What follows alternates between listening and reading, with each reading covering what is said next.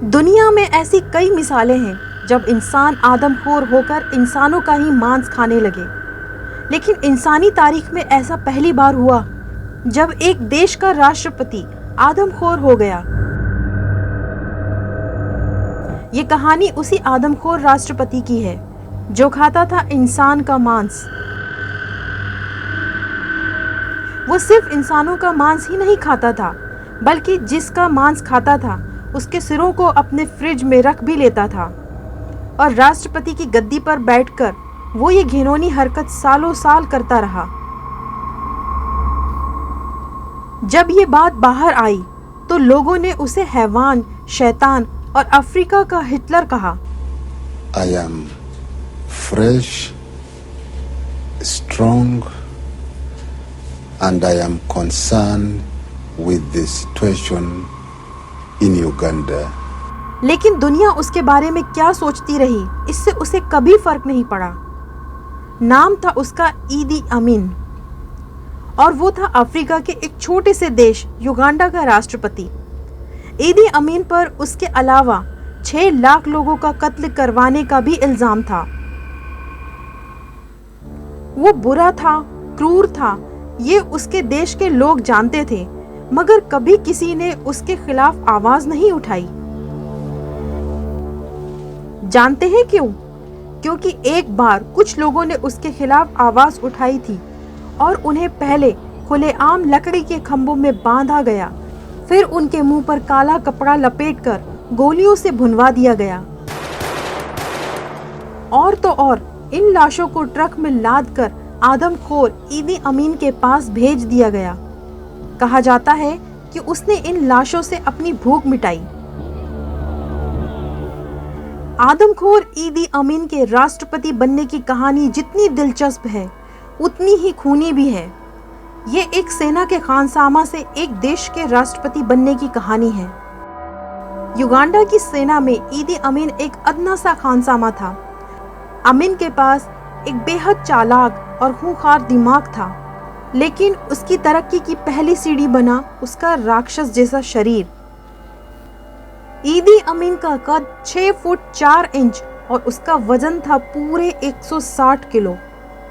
उसके जिस्म में जानवर जैसी ताकत थी और इसी ताकत को बनाया उसने अपना हथियार।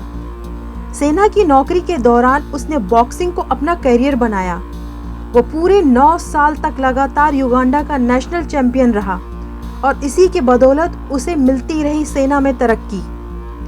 बागियों को कुचलने में ईदी अमीन को बेहद मजा आता था। युगांडा की सरकार के खिलाफ किसी भी विद्रोह को अमीन बेहद खूनी तरीके से कुचल देता था।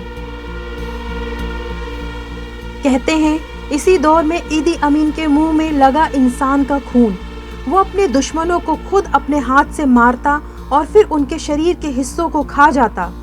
लेकिन उस दौर में इस हकीकत को कोई नहीं जान पाया।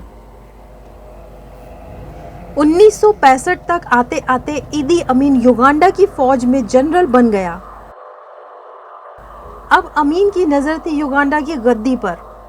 युगांडा के प्रधानमंत्री मिल्टन ओबोटे अमीन पर बेहद भरोसा करते थे, लेकिन एक दिन अमीन ने इस भरोसे को चकनाचूर कर दिया। प्रधानमंत्री ओबोटे सिंगापुर में थे और इधर राजधानी कंपाला में ईदी अमीन ने कर दिया खूनी तख्ता पलट। महज 3 घंटे में पूरे देश की बागडोर ईदी अमीन के हाथ में आ गई।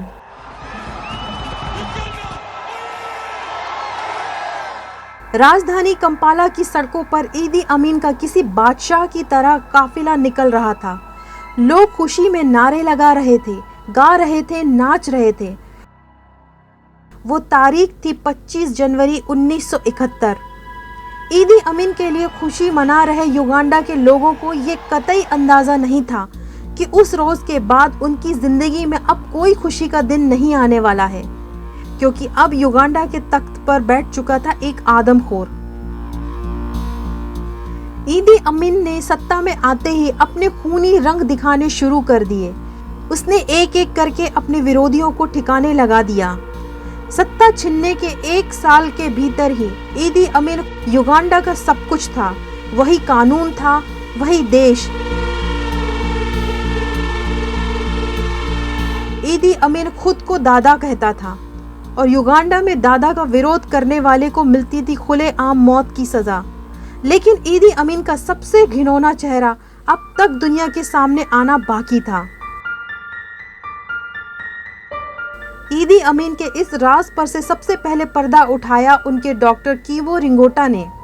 डॉक्टर कीवो एक बार ईदी अमीन के किचन में बर्फ लेने के लिए गए। जब उन्होंने फ्रिज खोला तो उनकी आंखें फटी की फटी रह गईं। फ्रिज में रखे हुए थे 2 इंसानी सर।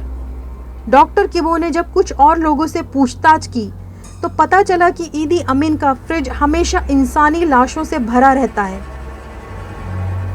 कहते हैं ईदी अमीन को अपने दुश्मनों के शरीर का मांस खाने में सबसे ज्यादा मजा आता था। ईदी अमीन की इस वहशियाना हरकत का सबूत दिया था एक सरकारी डॉक्टर ने। 1975 में ईदी अमीन ने पहले तो उसकी बात ना मानने वाली एक चीफ जस्टिस की हत्या करवा दी, और जब चीफ जस्टिस का पोस्टमार्टम चल रहा था तो खुद ईदी अमीन वहां पहुंच गया। डॉक्टर ने दावा किया था कि ईदी अमीन ने उसे वहां से जाने को कहा और फिर चीफ जस्टिस के मांस से अपनी भूख मिटाई। ईदी अमीन की खूनी करतूतें जब युगांडा के बाहर तक पहुंचने लगी तो दुनिया ने उसे दिया एक नया नाम, अफ्रीका का हिटलर। ये नाम सुनकर उसे गुस्सा नहीं आता था, बल्कि वो हंसता था।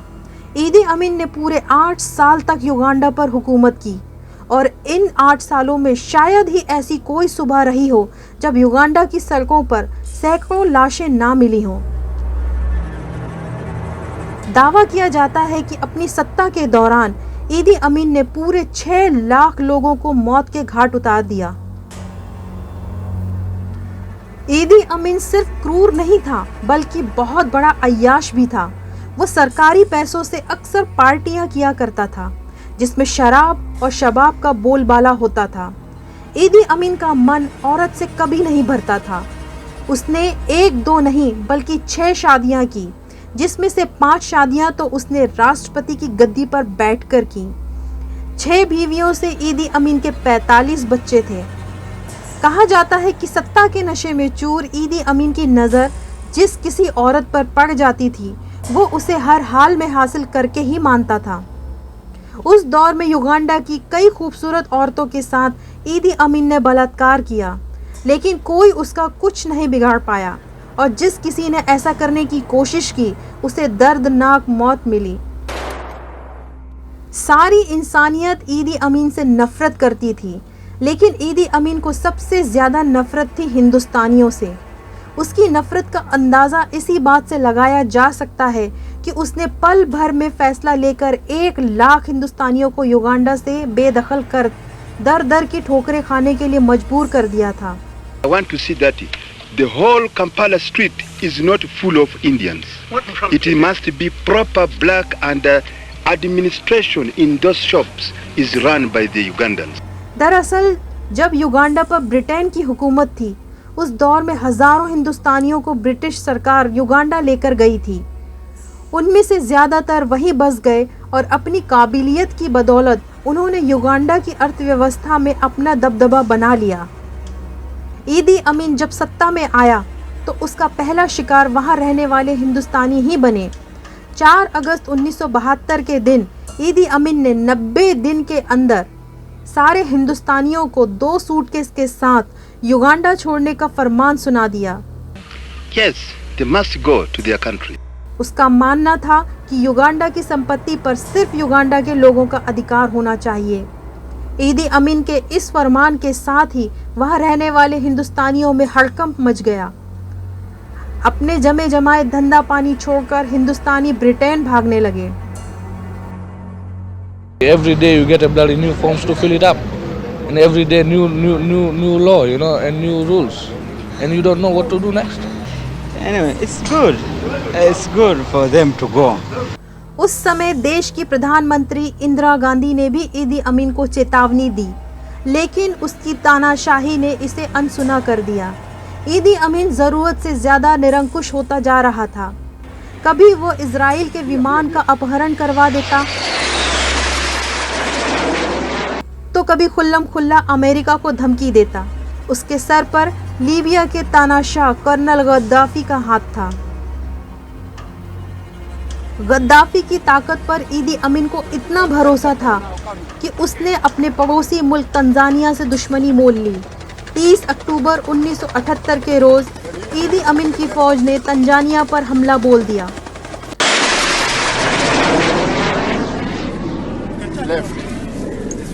Now advance.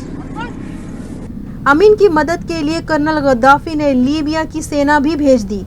अमीन की सेना और गद्दाफी की फौज ने मिलकर पूरे 6 महीने तक तंजानिया के साथ युद्ध लड़ा। आदमखोर ईदी अमीन के दिन अब लदने वाले थे। तंजानिया की फौज धड़धड़ाती हुई युगांडा की राजधानी कंपाला में दाखिल हो गई।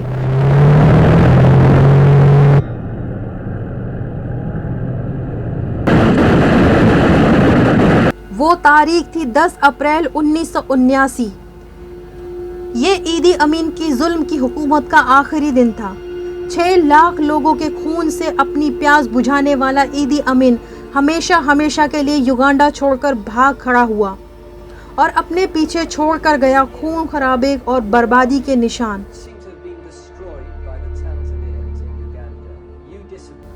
लेकिन फिर भी युगांडा की जनता बेहद खुश थी। वो जश्न मना रही थी। ईदी अमीन सबसे पहले अपने दोस्त कर्नल गद्दाफी के देश लीबिया गया और वहां से पहुंच गया सऊदी अरब। अगले 24 साल तक ईदी अमीन सऊदी अरब के शहर जद्दा में रहा और वहीं 20 जुलाई 2003 को उसकी मौत हो गई। ईदी अमीन से युगांडा के लोग इतने गुस्से में थे कि उसकी लाश को भी वहां दफनाने की इजाजत नहीं दी गई। तो ये थी एक आदमखोर और तानाशाह राष्ट्रपति की कहानी।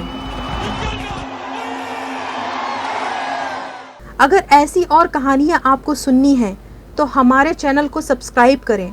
हमारे चैनल पर क्राइम, हॉरर और फैंटेसी कहानियां आप सुन सकते हैं।